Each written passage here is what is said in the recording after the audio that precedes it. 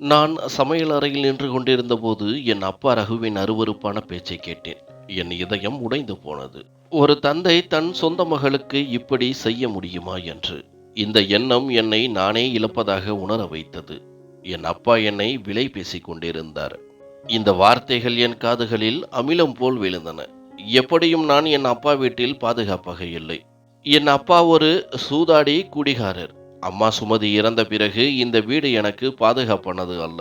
என் அம்மா உயிருடன் இருந்தவரை அவர் எப்பொழுதும் எனக்கு ஒரு கேடயமாக இருந்தார். அப்பாவின் ஒவ்வொரு கொடுமையையும் பொறுத்து கொண்டார். ஆனால் இப்பொழுது அப்பாவின் மனதில் இருந்த எல்லா பயமும் போய்விட்டது. முன்பு அவர் என் அம்மாவுக்கு கொஞ்சம் பயப்படுவார். வீட்டில் சண்டை சச்சரவுகள் ஏற்பட்டால் அக்கம் பக்கத்தினர் கேட்பார்கள், என் அப்பாவை தவறாக பேசுவார்கள் என்று. ஆனால் இப்பொழுது எந்த பயமும் இல்லை. இப்போது அவர் எப்பொழுது வேண்டுமானாலும் யாரை வேண்டுமானாலும் வீட்டிற்கு அழைத்து வந்தார். என் அப்பாவின் இந்த செயல்களால் நான் மிகவும் கவலையடைந்தேன். இன்று என் அப்பா போனில் பேசிக் கொண்டிருப்பதை பார்த்தபோது என் கண்களில் இருந்து கண்ணீர் நிற்காமல் வழிந்தது. என் அப்பா யாரோ ஒருவருடன் என்னை பேரம் பேசிக் கொண்டிருந்தார். அவர் என்னை பந்தயம் வைக்க விரும்பினார். நான் உடனடியாக அறைக்குள் சென்று அவரை பார்த்து கோபமாக சொன்னேன். அப்பா, உங்களுக்கு என்ன ஆயிற்று? நீங்கள் இவ்வளவு தூரம் இறங்கி விடுவீர்கள் என்று நான் ஒருபோதும் நினைத்ததில்லை. நான் உங்கள் சொந்த மகள். நீங்கள் எனக்கு எப்படி இப்படி செய்யலாம்? அம்மா இறந்து விட்டார்கள், அது சரிதான். ஆனால் இப்படி செய்யாதீர்கள். என் நகைகளை எடுத்துக்கொள்ளுங்கள். நீங்கள் எதை வேண்டுமானாலும் எடுத்துக்கொள்ளுங்கள். இந்த வீட்டை வேண்டுமானாலும் விற்று விடுங்கள். ஆனால் என் ஆன்மாவை விற்று விடாதீர்கள். இதை நான் பொறுத்து கொள்ள மாட்டேன் என்றேன். என் சொந்த தந்தை என்னை பந்தயம் வைத்திருக்கின்றார் என்ற எண்ணமே என்னை சாகடிக்க போதுமானது. என் அப்பா கொடூரமாக பதிலளித்தார். அதிகம் பேசாதே, இல்லையென்றால் நாம் வாழும் இந்த இடமும் பறிபோய்விடும். நான் ஏற்கனவே இந்த வீட்டை சூதாட்டத்தில் தோற்றுவிட்டேன். நான் ஒரே ஒரு பந்தயம் விளையாட விரும்புகிறேன். இந்த பந்தயத்தில் நான் வென்றால் இந்த வீடும் கூடுதலாக 5 லட்சம் ரூபாயும் கிடைக்கும். இந்த பந்தயத்தில் நான் வெல்வேன் என்று எனக்கு முழு நம்பிக்கை உள்ளது. நான் உன்னை வெறும் பகடைக்காயாக்கி இருக்கின்றேன். பார், நான் இந்த பந்தயத்தில் தோற்க மாட்டேன், வென்று காட்டுவேன். நீயும் காப்பாற்றப்படுவாய், நம் வீடும் காப்பாற்றப்படும். நமக்கு 5 லட்சம் ரூபாயும் கிடைக்கும் என்றார்.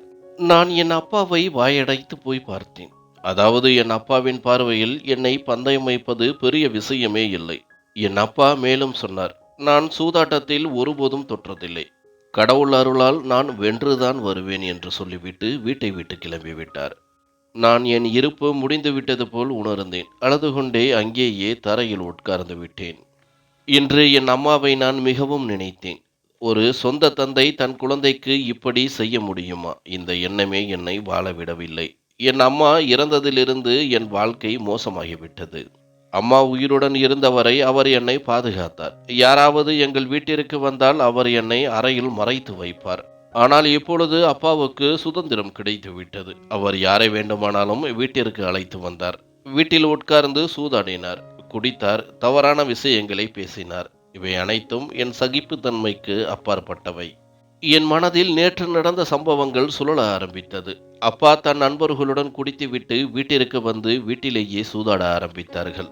அப்பாவின் நண்பர்கள் அனைவரும் அப்பாவின் வயதுடையவர்கள். அவர்களில் ஒருவன் பார்க்க மிகவும் அசிங்கமாக இருந்தான். அவன் கண்கள் எப்பொழுதும் சிவந்திருந்தன. பெரிய மஞ்சள் பற்கள் அவனை மேலும் அசிங்கப்படுத்தின. அவன் என்னை விசித்திரமான கண்களால் உற்று பார்த்தான். அவன் கண்கள் என் உடலை ஊடுருவிச் செல்வதைப் போல உணர்ந்தேன். நான் வேகமாக அறைக்குள் சென்று பூட்டிக்கொண்டு அங்கேயே உட்கார்ந்து விட்டேன்.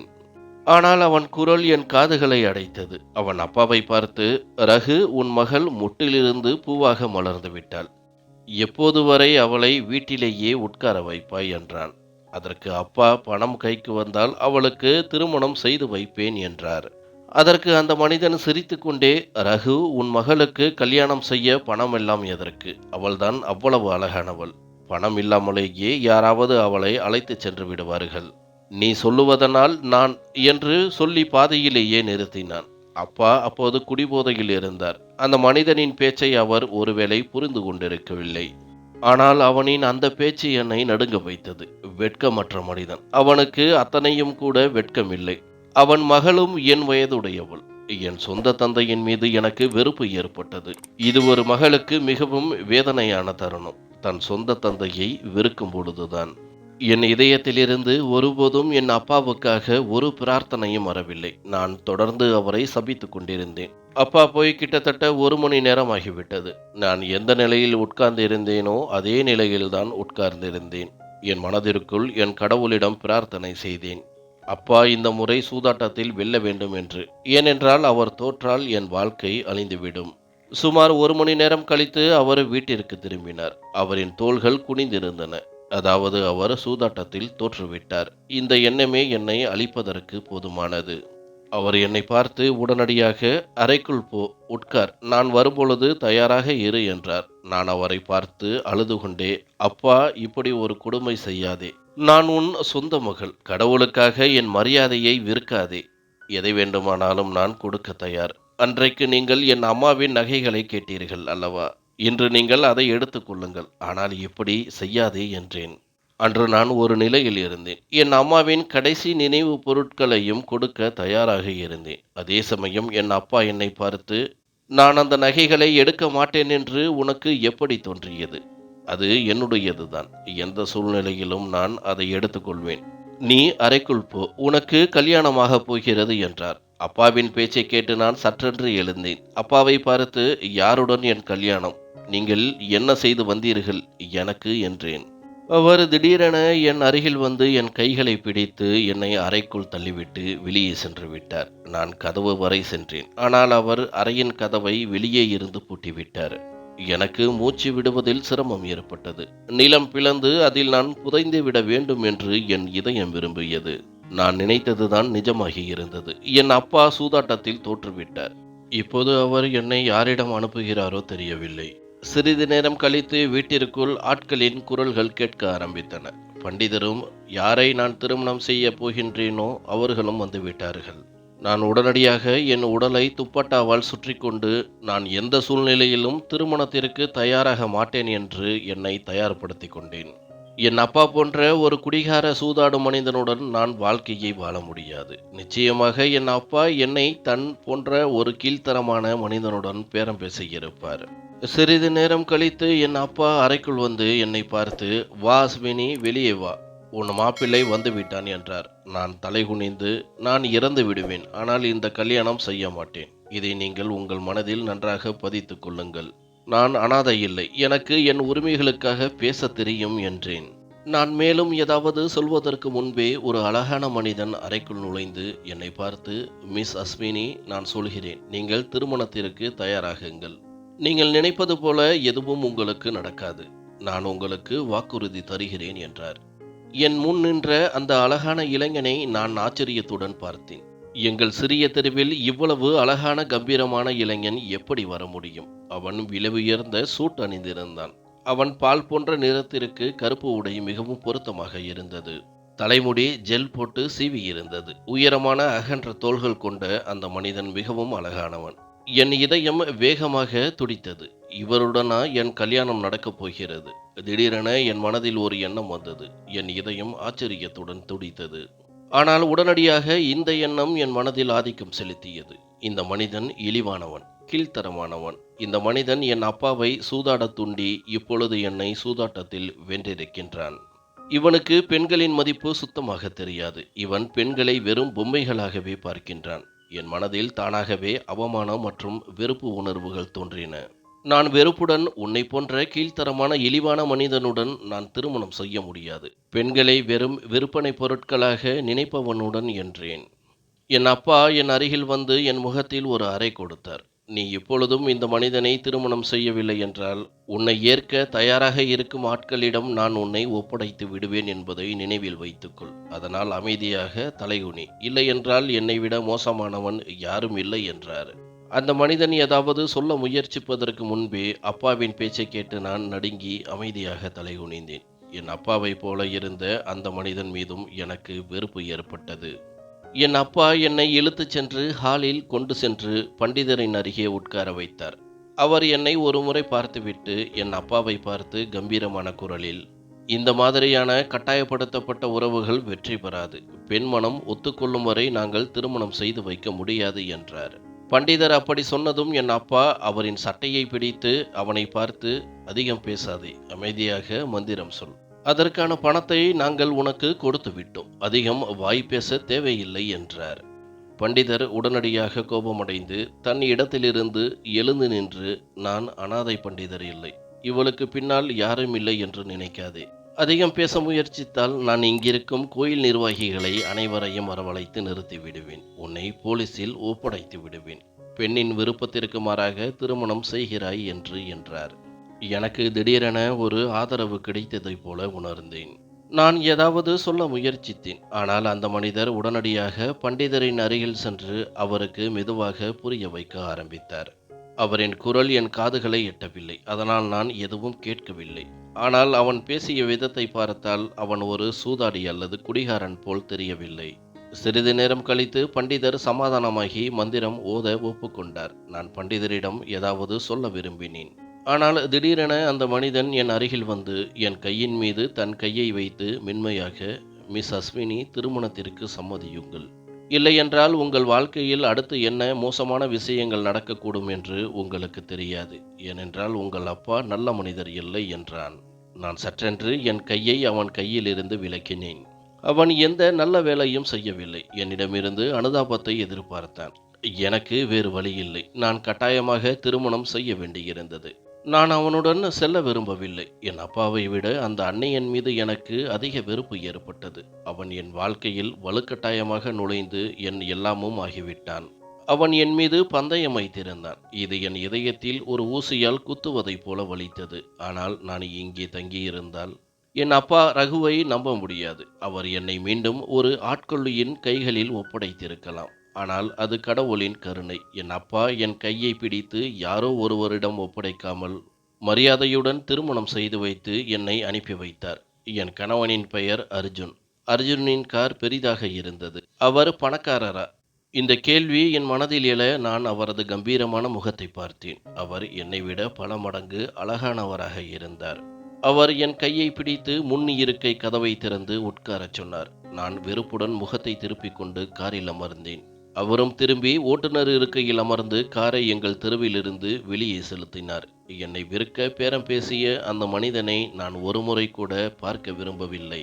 அவர் எவ்வளவு மோசமானவராக இருந்திருப்பார் என்று நினைத்து நான் வருத்தப்பட்டேன்.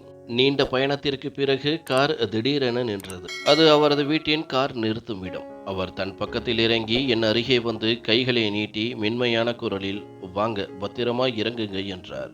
ஒரு கணம் அவர் எனக்கு நல்லவராக தோன்றினார். மிகவும் புத்திசாலியாகவும் படித்தவராகவும் இருந்தார். ஆனால் உடனே என் அப்பாவின் வார்த்தைகள் என் மனதில் அலைபாய்ந்தன. இந்த மனிதன் என்னை விலைக்கு வாங்கினான். இந்த அளவு மரியாதை எனக்கு பிடித்து போகவில்லை. இருந்தாலும் அவரது அகன்ற உள்ளங்கையில் என் கையை வைத்தேன். அவர் உரிமையுடன் என் கைகளை பிடித்து காரிலிருந்து இறக்கி தனது பெரிய பங்களாவிற்கு அழைத்துச் சென்றார். அது ஒரு வீடு அல்ல, ஒரு அரண்மனை.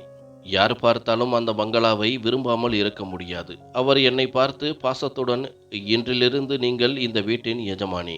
நீங்களும் என் குழந்தையும் நன்றாக இருப்பீர்கள் என்று நம்புகிறேன் என்றார். நான் சற்றென்று அவரை பார்த்தேன்.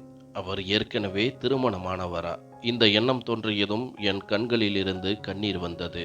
அவர் என்னை பார்த்து, மிஸ் அஸ்வினி, எனக்கு தெரியும். நான் ஏற்கனவே திருமணமானவன். எனக்கு ஒரு குழந்தை இருக்கிறது என்பது உங்களுக்கு வேதனையாக இருக்கும். ஆனால் என் முதல் மனைவி பிரசவத்தின் போது இறந்து விட்டார். என் குழந்தையை பார்த்து கொள்ள ஒரு பெண் தேவைப்பட்டது. உங்கள் அப்பா. மேலும் அவர் ஏதாவது சொல்வதற்கு முன் நான் கைகளை உயர்த்தி அவரை அமைதியாக இருக்குமாறு செய்கை செய்தேன். பின்னர் அமைதியான குரலில், நீங்கள் இவ்வளவு விளக்கம் கொடுக்க தேவையில்லை. நான் ஒரு வேலைக்காரி. நீங்கள் என்ன சொன்னாலும் அதை நான் செய்ய வேண்டும். நீங்கள் என்னை விலைக்கு வாங்கி வந்திருக்கின்றீர்கள். விலைக்கு வாங்கப்பட்ட பெண்கள் மனைவிகள் அல்ல, அவர்கள் வேலைக்காரிகள் என்றேன். நான் மிகவும் கடுமையான வார்த்தைகளை பயன்படுத்தினேன். என் பேச்சை கேட்டு அவரது முகம் கோபத்தால் சிவந்தது. சிறிது நேரத்திற்கு முன்பு அவரது முகத்தில் இருந்த மென்மையும் பாசமும் முற்றிலும் மறைந்து விட்டன. அவர் என் கைகளை பலமாக பிடித்து என் கண்களை பார்த்து, இனிமேல் உன் வாயிலிருந்து இந்த வார்த்தைகளை கேட்டால் என்னை விட மோசமானவன் யாரும் இருக்க மாட்டான், ஜாக்கிரதை என்றார். அவரது கோபமான வடிவத்தை பார்த்து நான் பயந்து போனேன். அதுவரை அர்ஜுனின் மென்மையான இயல்பை மட்டுமே பார்த்திருந்தேன். திடீரென அவரது கோபத்தை கண்டு நான் நடுங்கினேன். அவர் அங்கிருந்த ஒரு வேலைக்காரியை அழைத்து, அஸ்வினியை ஆரவு அறையில் விட்டுவிடு என்றார்.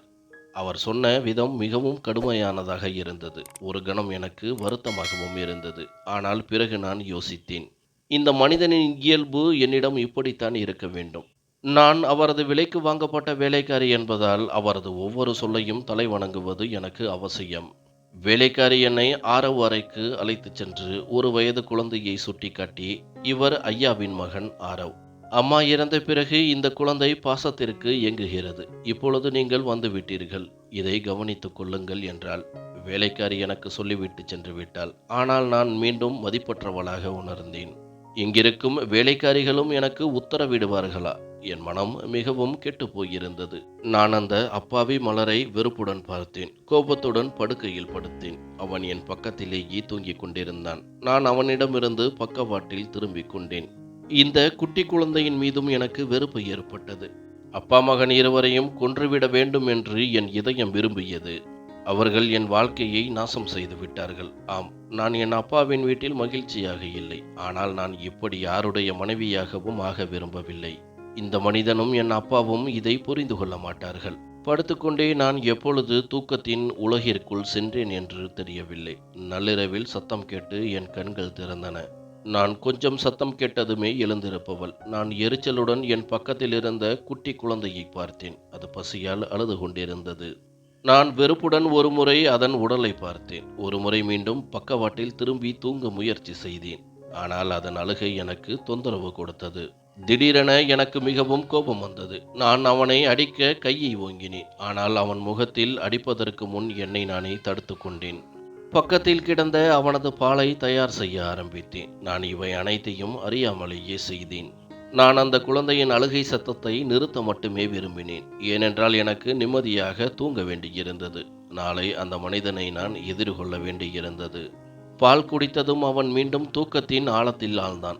ஒருவேளை அவனுக்கு தனியாக இருக்கும் பழக்கம் வந்துவிட்டது. ஒரு கணம் அந்த அப்பாவி குழந்தையின் மீது எனக்கு இரக்கம் வந்தது. இந்த எல்லாவற்றிலும் அவனது தவறு என்ன? ஆனால் பிறகு நான் வெறுப்புடன் அவளை தள்ளினேன். இந்த குழந்தையின் காரணமாகத்தான் அந்த மனிதன் என்னை விலைக்கு வாங்கினான். நான் அவளது குழந்தையை பார்த்து கொள்ள வேண்டும் என்பதற்காக.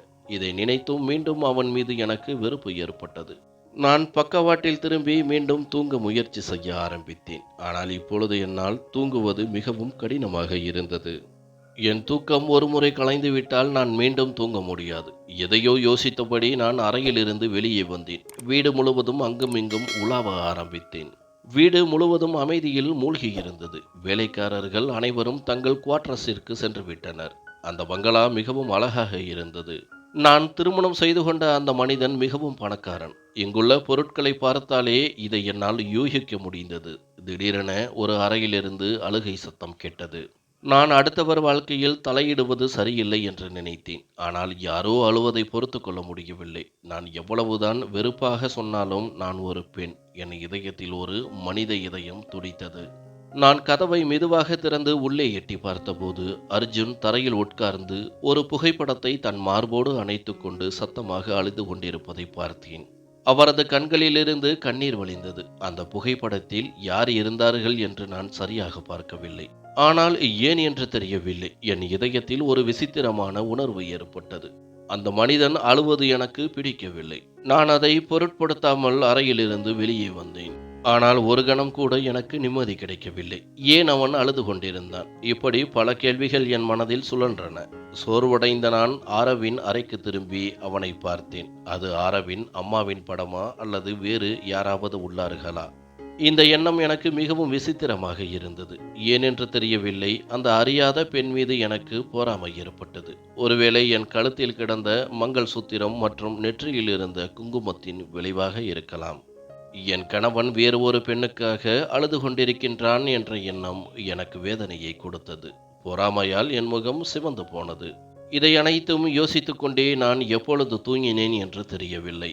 காலையில் ஒரு வேலைக்காரி என்னை எழுப்பிய போது என் கண்கள் திறந்தன. அவர் என்னிடம், ஐயா உங்களை காலை உணவு மேசைக்கு அழைக்கிறார், குளித்துவிட்டு வெளியே வாருங்கள் என்றார். நான் தலையசைத்து ஆம் என்றேன். ஆரவை பார்த்துவிட்டு அறைக்குள் சென்று புத்துணர்ச்சி அடைந்தேன். என்னிடம் ஆடைகள் இல்லை. அதனால் நான் வெறும் முகத்தை கழுவிக்கொண்டேன். அறையிலிருந்து வெளியே வந்தபோது ஒரு பெரிய சாப்பாட்டு மேசையின் மீது அவர் காலை உணவு சாப்பிட்டு கொண்டிருந்தார். அருகில் ஒரு ஊஞ்சல் இருந்தது. அதில் ஆரவ் ஆழ்ந்த தூக்கத்தில் இருந்தான்.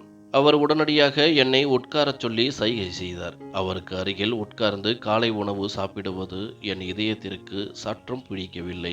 நான் மறுக்க விரும்பினேன். ஆனால் அவரோ தன் இடத்திலிருந்து எழுந்து எனக்காக நாற்காலியை இழுத்து உட்காரச் சொன்னார். இவை அனைத்தும் எனக்கு மிகவும் ஆச்சரியமாக இருந்தது.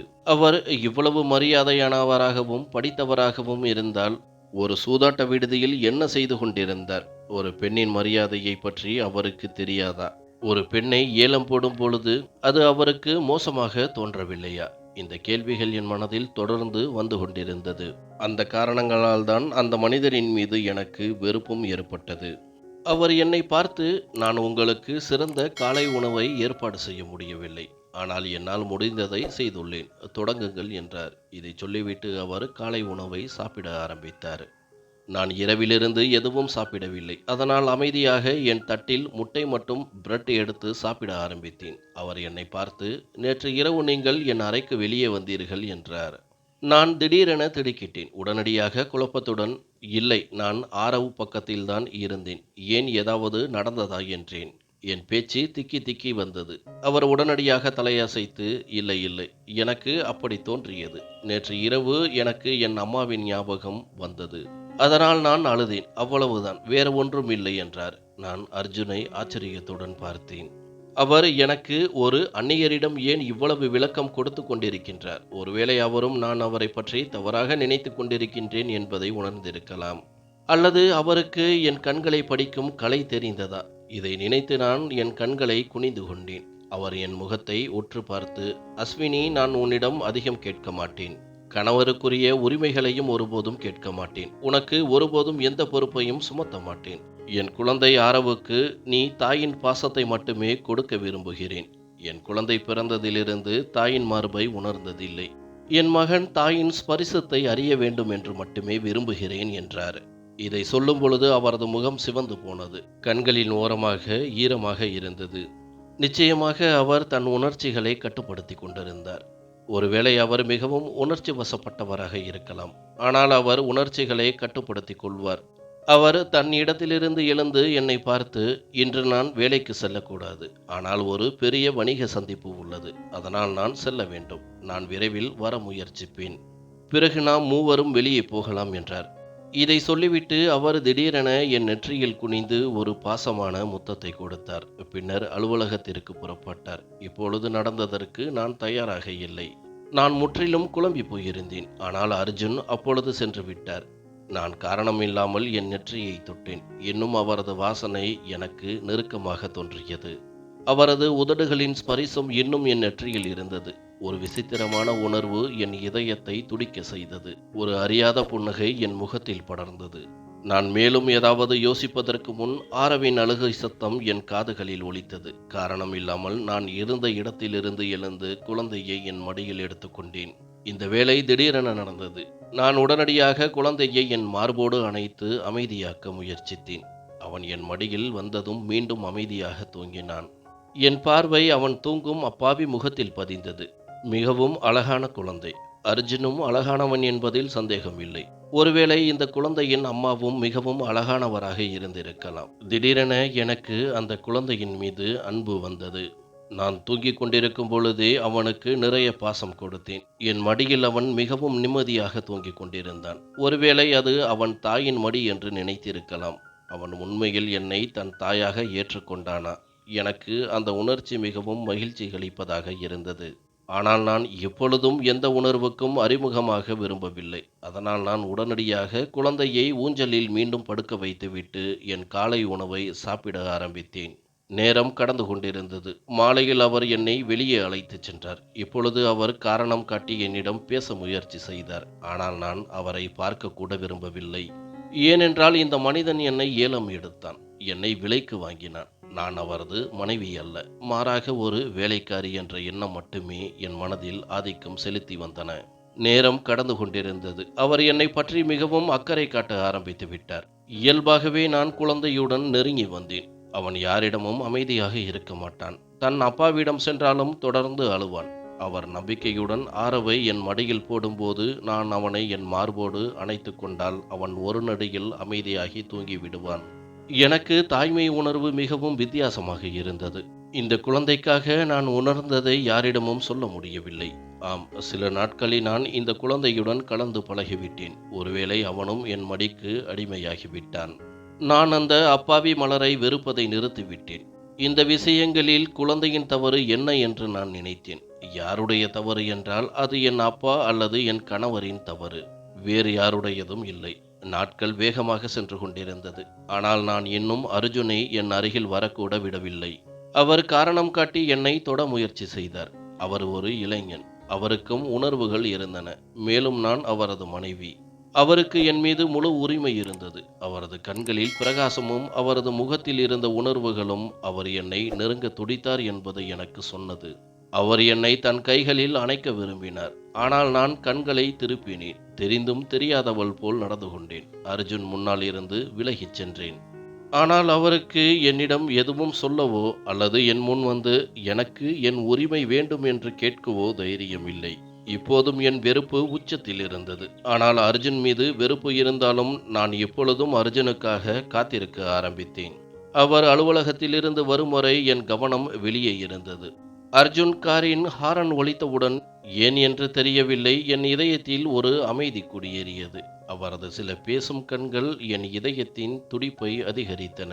அவர் காரணம் காட்டி என்னை தொட்டது என் இதயத்தின் நரம்புகளை அசைக்க ஆரம்பித்தது.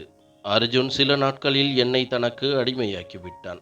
அவர் இல்லாமல் எனக்கு இப்பொழுது உணவு கூட செரிமானமாகவில்லை. அவருக்கு முன் நான் வெறுப்பை காட்டினேன். அவருக்கு முன் கடுமையான வார்த்தைகளை பயன்படுத்தினேன். ஆனால் தனியாக இருக்கும் பொழுது அவரது கவர்ச்சி என்னை வாழவிடவில்லை. ஒரு நாள் ஒரு செய்தி என்னை கலங்கப்படுத்தியது. நான் ஆரவு வரையில் அவனுடன் விளையாடி கொண்டிருந்தேன். திடீரென ஒரு வேலைக்காரி என் அறைக்கு ஓடி வந்து பதட்டமான குரலில், மேடம், மருத்துவமனையிலிருந்து ஃபோன் வந்தது. ஐயாவிற்கு மிகவும் ஆபத்தான விபத்து ஏற்பட்டுள்ளது. அவரை அவசர பிரிவில் அனுமதித்துள்ளார்கள். அவரது நிலைமை மிகவும் மோசமாக உள்ளது. நீங்கள் செல்ல வேண்டும் என்றாள். இந்த செய்தியை கேட்டு நான் உடனடியாக பதட்டமடைந்தேன். கவலையுடன் எழுந்து உட்கார்ந்தேன். வேலைக்காரி என்னை பார்த்து, நீங்கள் ஆரவை பற்றி கவலைப்பட வேண்டாம். நாங்கள் அவனை கவனித்துக் கொள்கிறோம். நீங்கள் மருத்துவமனைக்கு செல்லுங்கள். உங்கள் கணவருக்கு நீங்கள் தேவை என்றால். நான் அறையிலிருந்து வெளியே ஓடி வந்தேன். ஆனால் உடனடியாக எனக்கு ஆரவின் ஞாபகம் வந்தது. நான் வேலைக்காரிகளை நம்பி ஆரவை விட்டுச் செல்ல விரும்பவில்லை. நான் உடனடியாக அவனை என் மடியில் எடுத்துக்கொண்டு அவனது பால் பாட்டிலை கையில் எடுத்துக்கொண்டு வெளியே ஓடினேன். நான் ஓட்டுநரிடமும் மருத்துவமனையின் பெயரை சொல்லி காரை வெளியே எடுக்கச் சொன்னேன். சிறிது நேரத்திற்கு பிறகு நாங்கள் மருத்துவமனையில் இருந்தோம். அங்கு அர்ஜுனின் சில நண்பர்களும் உறவினர்களும் இருந்தனர். அவர்கள் மிகவும் கவலைப்பட்டனர். என் கணவரை அறிந்தவர்கள் பலர் இருந்தனர். அவர்கள் உடனடியாக அவருக்காக நின்றனர். என்னை பார்த்ததும் எல்லோரும் தலை குனிந்தார்கள். நான் ஒரு செவிலியரிடம் சென்று என் கணவனின் உடல்நிலையை பற்றி விசாரிக்க ஆரம்பித்தேன். அவள் எனக்கு அவரை பற்றி சொல்ல சொல்ல என் நிலைமை மோசமாகியது. அவருக்கு முற்றிலும் சுயநினைவு இல்லை. அவரது மூளையில் மிகவும் ஆழமான காயங்கள் ஏற்பட்டிருந்தன. என் இதயம் நின்று போகும் நிலையில் இருந்தது. இது என்ன உணர்வு என்று எனக்கு தெரியவில்லை. அவரது சிறிய பிரிவு என்னை மரணத்தின் விளிம்பில் கொண்டு வந்து நிறுத்தியது. ஒருவேளை நான் அர்ஜுனுக்கு அடிமையாகிவிட்டேன். அவரது அன்பு நிறைந்த பேச்சுக்களும் அவரது தொடுதலுக்கும் அடிமையாகிவிட்டேன். அதனால் அவரது சிறிய வலியையும் என்னால் தாங்க முடியவில்லை. என் கண்களிலிருந்து கண்ணீர் தொடர்ந்து வழிந்தது. சிறிது நேரம் கழித்து 2 வேலைக்காரிகளும் மருத்துவமனைக்கு வந்து ஆரவை கவனித்துக் கொண்டார்கள். எனக்கு என் சுய நினைவு சுத்தமாக இல்லை. நான் மருத்துவமனையில் இருந்த ஒரு சிறிய கோவிலுக்கு ஓடி வந்தேன். கடவுளின் முன் உட்கார்ந்து அழுது அழுது என் கணவரின் வாழ்க்கைக்காக பிரார்த்தனை செய்தேன். என் அம்மா ஒருமுறை என்னிடம், கணவனுக்காக மனைவியின் பிரார்த்தனையும் மனைவிக்காக கணவனின் பிரார்த்தனையும் மிக விரைவாக ஏற்றுக்கொள்ளப்படும் என்று சொன்னார். எனக்கு இதுதான் ஒரே ஆயுதம். நான் என் கடவுளிடம் உதவியற்ற நிலையில் என் கணவரின் வாழ்க்கையை கேட்டேன். கடவுளிடம் இதயத்தின் ஆழத்திலிருந்து ஒரு விஷயம் கேட்கப்பட்டால் அவர் உங்கள் பிரார்த்தனையை ஒருபோதும் மறக்க மாட்டார். மாறாக அவர் உங்களுக்கு வெகுமதி அளித்து உங்களை பணக்காரர் ஆக்குவார் என்று கூறப்படுகிறது. எனக்கும் அப்படித்தான் நடந்தது. நான் கடவுளின் பாதங்களில் தலைகுனிந்து அழுது கொண்டிருந்தேன். சிறிது நேரம் கழித்து ஒரு வேலைக்காரி, ஐயாவிற்கு சுயநினைவு வந்துவிட்டது. அவர் முதலில் உங்கள் பெயரை கேட்டார். அவர் உங்களை சந்திக்க விரும்புகிறார் என்று எனக்கு சொன்னாள். இதை கேட்டதும் ஐசியூ அறைக்கு ஓடினேன். ஆனால் கதவருகே நின்று நான் உடனடியாக ஆரவை என் மடியில் எடுத்துக்கொண்டு அறைக்குள் நுழைந்தேன். நான் உடனடியாக அர்ஜுன் அருகே சென்று காரணம் இல்லாமல் அவர் நெற்றியில் என் உதடுகளை வைத்தேன். என் கண்களிலிருந்து கண்ணீர் வழிந்து அர்ஜுனின் முகத்தை நனைத்தது. என்னால் எப்பொழுது பொறுத்து கொள்ள முடியவில்லை. பிறகு நான் திடீரென விக்கி விக்கி அழ ஆரம்பித்தேன். வலி இருந்தாலும் அர்ஜுனின் முகத்தில் ஒரு புன்னகை பரவியது. அவன் மெதுவாக கண்களை திறந்து என்னை பார்த்து, என் மனைவி என் நெற்றியில் தன் உதடுகளை வைத்து என்னை மன்னித்து விட்டாள் என்று என்னால் நம்ப முடியவில்லை என்றான். அவனது குறும்புத்தனமான குரலை கேட்டு என் கண்களில் கண்ணீர் மேலும் வேகமாக வழிந்தது. நான் ஆரவை அவன் அருகே படுக்க வைத்தேன். நீங்கள் எங்களையும் உங்கள் மகனையும் எவ்வளவு தொந்தரவு செய்தீர்கள். நீங்கள் ஏன் இவ்வளவு வேகமாக வண்டி ஓட்டி வந்தீர்கள்? உங்களுக்கு சற்றும் அக்கறை இல்லையா? இந்த நிலையில் வந்து நிற்கின்றீர்களே என்றேன். அவர் என் கையை பிடித்து, நான் வேகமாக ஓட்டவில்லை. எனக்கு போக்குவரத்து விதிகள் தெரியும். ஒரு கார் என்னை இடித்து விட்டது. ஆனால் இன்று நான் கடவுளுக்கு நன்றி சொல்வேன். அவர் இந்த நிலைக்கு என்னை கொண்டு வந்தார். அதனால் என் மனைவிக்கு என் மீது கொஞ்சம் கவலை வந்தது. நான் உயிரோடு தப்பித்தது கடவுளின் கருணை. நான் இறந்திருந்தால் என் மனைவி என்னை வெறுக்கின்றால், கடைசி மூச்சு வரை என்னை மன்னிக்கவில்லை என்று ஆசையுடன் இறந்திருப்பேன் என்றார். நான் உடனடியாக அவர் தோளில் தட்டி, அப்படி சொல்லாதே அர்ஜுன், நான் எந்த நிலையில் இருந்தேன் என்று உனக்கு தெரியாது என்றேன். அவன் உடனடியாக, அப்படியானால் என் அன்பை நீ நம்புகிறாயா என்றான். நான் காரணமில்லாமல் தலையசைத்து அவனை பார்த்து, உங்கள் அன்பை நான் நம்புகிறேனா இல்லையா என்று எனக்கு தெரியவில்லை. ஆனால் நான் என் கணவரை இந்த நிலையில் பார்க்க முடியாது. நீங்கள் எனக்கு தவறு செய்தீர்கள், என்னை விலைக்கு வாங்கினீர்கள் என்றேன். நான் மேலும் ஏதாவது சொல்வதற்கு முன் அவன் என் உதடுகளில் தன் கையை வைத்தான். என் கண்களை பார்த்து, நீ தவறாக நினைக்கின்றாய். நீ உணர்வது போல எதுவும் இல்லை. உண்மை வேறு. நான் சூதாட்ட விடுதியில் இருந்தேன். உன்னை விலைக்கு வாங்கினேன் என்று நீ நினைக்கின்றாய். அது அப்படியல்ல. நான் உனக்கு பின்னால் சில ஆட்களை வைத்திருந்தேன். அவர்கள் உன் அப்பா இன்று உன்னை ஏலம் இடுகிறார் என்று எனக்கு தகவல் கொடுத்தார்கள். அவர் உன்னை சூதாட்டத்தில் பந்தயம் வைக்க விரும்புகிறார். அதனால்தான் நான் சரியான நேரத்தில் சூதாட்ட விடுதிக்கு சென்று சூதாடாமல் உன் அப்பாவுடன் பேரம் பேசினேன். ஆம், உன் பொருட்டு நான் உன் அப்பாவுக்கு பெரிய தொகையை கொடுத்தேன். ஆனால் அந்த தொகை எனக்கு பெரிய பொருட்டல்ல. எனக்கு நீ மட்டுமே தேவைப்பட்டாய் என்றான். பிறகு அர்ஜுன் எனக்கு முழு உண்மையையும் சொன்னார். நான் என் தெருவில் ஒரு சாதாரண பள்ளி ஆசிரியர். அவர் என்னை அங்கேயே பார்த்தார். அவர் அங்கு நிதி கொடுக்க வந்திருந்தார். ஆனால் எனக்கு அவரை தெரியாது. நான் என் பள்ளி முதல்வரின் வார்த்தையிலிருந்து அவரது புகழை மட்டுமே கேட்டேன். அர்ஜுன் இன்று என்னிடம் சொன்னார். அவர் என்னை எப்பொழுது காதலித்தார் என்று அவருக்கு தெரியாது. அவர் பள்ளிக்கு நிதி கொடுக்க வந்தபோது என்னை பார்த்திருக்கின்றார். நான் மாணவர்களிடம் அன்பாக நடந்து கொள்ளும் விதம் அவரை அதிகமாகவே கவர்ந்துள்ளது. அப்போதிலிருந்தே என்னை காதலிக்க ஆரம்பித்து விட்டார். அவரது முதல் திருமணம் அவரது தாயின் விருப்பப்படி நடந்தது. அவர் தன் முதல் மனைவியை விரும்பவில்லை. ஆனால் தன் தாயின் காரணமாக உறவை பேணினார். திருமணமான ஒரு வருடத்திற்கு பிறகு அர்ஜுனின் அம்மா ஒரு சாலை விபத்தில் இறந்துவிட்டார். திருமணமான 2வது வருடம் ஆரவ் பிறந்தான். ஆனால் பிரசவம் சிக்கலானதால் அர்ஜுனின் மனைவி ஆரவ் பிறந்த உடனேயே இறந்துவிட்டார். அர்ஜுன் என்னிடம், என் மனைவி உயிருடன் இருந்திருந்தால் நான் ஒருபோதும் உன்னை திருமணம் செய்திருக்க மாட்டேன். ஆனால் ஆர்த்தி இறந்த பிறகு உன் நினைவு வந்தது. அதனால்தான் நான் உன் பின்னால் என் ஆட்களை நியமித்தேன். அதனால் உன் பின்னணி மற்றும் உன்னை பற்றிய அனைத்து தகவல்களையும் பெற முடிந்தது. அப்போதிலிருந்து தான் உன் அப்பா உன்னை சூதாட்டத்தில் பந்தயம் வைக்கின்றார் என்பதும், உன் அப்பா ஒரு நம்பர் 1 சூதாடி மற்றும் குடிகாரர் என்பதும் எனக்கு தெரிந்தது. மேலும் அவர் உன்னை பந்தயம் வைத்தார். கோபத்தில் என் ரத்தம் கொதித்தது. நான் சம்பவ இடத்திற்கு சென்று உன்னை காப்பாற்றினேன். நீ என்னை இதுவரை தவறாக புரிந்து கொண்டாய். நான் உன்னை நெருங்க துடித்தேன். உண்மையை சொல்ல விரும்பினேன். ஆனால் நீ என்னிடமிருந்து விலகி இருந்தாய். ஆனால் இன்று கடவுளின் கருணையால் என் அன்பை கடவுள் உன் இதயத்தில் சேர்த்து விட்டார் என்றார். உண்மையை தெரிந்த என் கண்களில் கண்ணீர் வந்தது. நான் உடனடியாக அவரது அகன்ற மார்பில் தலை வைத்து சத்தமாக அழ ஆரம்பித்தேன். அவருக்கு வலிக்கும் என்று எனக்கு தெரியும். ஆனால் அவர் எதுவும் சொல்லவில்லை. அவர் மெதுவாக என் தலைமுடியில் கை வைத்து தடவினார். அர்ஜுனின் முகத்தில் ஒரு அழகான புன்னகை இருந்தது. அது என் இதயத்தில் இறங்கியது. சில நாட்கள் மருத்துவர்கள் அவரை மருத்துவமனையிலேயே வைத்திருந்தனர். அர்ஜுனின் உடல்நிலை கொஞ்சம் சரியாக வேண்டும் என்பதற்காக. பிறகு நான் ஆரவை மீண்டும் மருத்துவமனைக்கு அழைத்து வரவில்லை. ஏனென்றால் அவன் ஒரு அப்பாவி குழந்தை. அவனுக்கு விரைவில் கிருமிகள் தொற்றலாம். அதனால் அவனை அழைத்து வருவது அவசியம் இல்லை என்று நினைத்தேன். இரவில் நான் அவர் அருகே இருந்தேன். ஆரவை என் ஒரு சிறப்பு வேலைக்காரியை கவனித்துக் கொண்டிருந்தார். என் சில நாள் உழைப்புக்கு பிறகு அர்ஜுன் மீண்டும் தன் காலில் நின்றார். என் உலகம் மகிழ்ச்சியால் நிரம்பியது. பிறகு திருமணமான 6 மாதங்களுக்கு பிறகு நான் அர்ஜுனின் அறையில் அவரது படுக்கையில் உட்கார்ந்திருந்தேன். என் இதயம் வேகமாக துடித்துக் கொண்டிருந்தது. ஏனென்றால் இன்று இரவு என் வாழ்க்கையின் மிக அழகான இரவாக இருக்கப் போகிறது. அர்ஜுன் அறைக்குள் நுழையும் போது அவரது கைகளில் ரோஜா பூக்களால் ஆன மாலைகள் இருந்தன. அவற்றை அவர் எடுத்து வந்து என் தலைமுடியில் வைத்தார். சிறிது நேரம் கழித்து அர்ஜுனின் அன்பு நிறைந்த குறும்புத்தனங்கள் என் உடலில் பரவ ஆரம்பித்தன.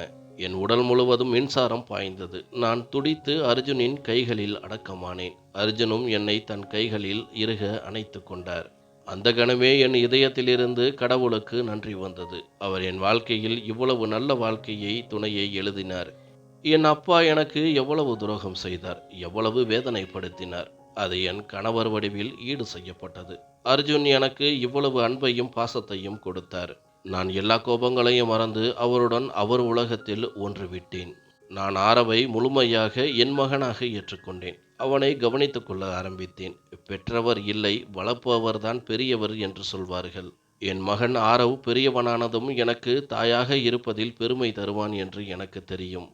சில ஆண்டுகளுக்கு பிறகு கடவுள் எனக்கு ஒரு அழகான மகளை கொடுத்தார். ஒரு கணம் கூட அர்ஜுனும் ஆரவும் அவளை விட்டு பிரியவில்லை. என் குடும்பமும் முழுமையடைந்தது. அவர்களுடன் நான் மகிழ்ச்சியான வாழ்க்கையை வாழ்ந்து வந்தேன்.